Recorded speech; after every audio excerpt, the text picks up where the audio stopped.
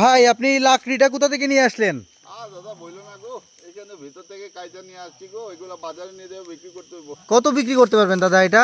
ওই বাজারে যা দাম কয়, কেউ কেউ দাম কয় 200 টাকা, কেউ কেউ 100 টাকা, এখন দিতে হইব, কিছু করার নাই তো, সারাদিন কাম করি এগুলা দিয়েই চলে। তো আপনি কোথা থেকে নিয়ে আসছেন এগুলা? এই বাগানের ভিতরে, এই যে জঙ্গলের ভিতরে আছে না, গাছগুলা পড়ে থাকে। মানে আপনি কি জানেন যে এই গাছগুলো আনা নিষেধ? আমাদের এখানে উনারে আটক করেন, আপনি চলেন। আপনার হ্যাঁ, বড় বাবু আসছে, আপনি এগুলা জানেন যে এগুলা করা যাবে না, এগুলা যে নিষেধ। দাদা বিয়ে কয়টা করছেন দাদা? দাদা আপনারা যেভাবে চিন্তা করতেছে ওইভাবে না গো দাদা, এগুলা কেটে আনি, ডালগুলা কেটে ফেলে দেওয়া। না, আপনাকে আমরা এটা ফাইন করা হবে, আপনাকে ধরে নেওয়া হবে।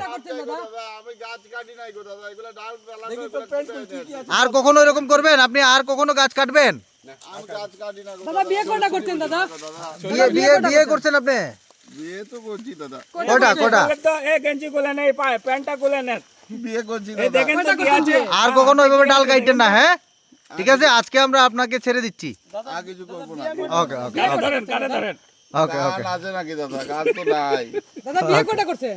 একটা করছি। একটা কেন? আপনার যে শরীর স্বাস্থ্য, আপনার তো আরো 4-5টা করা দরকার। ছি ছি ছি, এগুলা ঠিক না দাদা।